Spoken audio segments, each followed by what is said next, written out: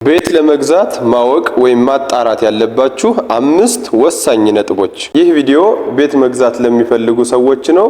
የመግዛት ሐሳብ የሌላችሁ ሰዎች ስክሮል ማድረግ ትችላላችሁ። አንደኛ የህጋዊ ሰነዶች ምርመራ። ይህም ማለት የሚገዙት ቤት የባለቤትነት ማረጋገጫ ወይም ካርታ መኖሩን እንዲሁም ትክክለኛነቱን ማረጋገጥ አስፈላጊ ነው። እንዲሁም ቤቱ ከማንኛውም እገዳ ወይም ከማንኛውም ዕዳ ነፃ መሆኑን ማረጋገጥ ተገቢ ነው። ሁለተኛ የፋይናንስ አቅምን መገምገም። ይህም ማለት ከቤቱ አጠቃላይ የዋጋ ክፍያ በተጨማሪ ለስመ ንብረት ማዛወሪያ እንዲሁም ለውልና ማስረጃ ክፍያ የሚሆን ተጨማሪ ገንዘብ መኖሩን ማረጋገጥ ያስፈልጋል። ሶስተኛ ፍላጎትና ምርጫን መለየት። ይህም ማለት የአካባቢውን አመችነት እንዲሁም የቤቱን አይነት ቪላና አፓርታማ ወይስ ኮንዶሚኒየም የሚለውንና የመኝታ ቤት ብዛትን እንዲሁም አጠቃላይ የቤቱን የካሬ ስፋትን መወሰን ያስፈልጋል። አራተኛ ስለ ቤቱ ከሰሙት በተጨማሪ ቤቱን በአካል ሄዶ ማየት ያስፈልጋል። የግንባታውን ጥራትና የኮንስትራክሽን ፕሮግረሱን ሁኔታ እንዲሁም የውሃና የመብራት መስመሮች በአካል ሄዶ ማረጋገጥ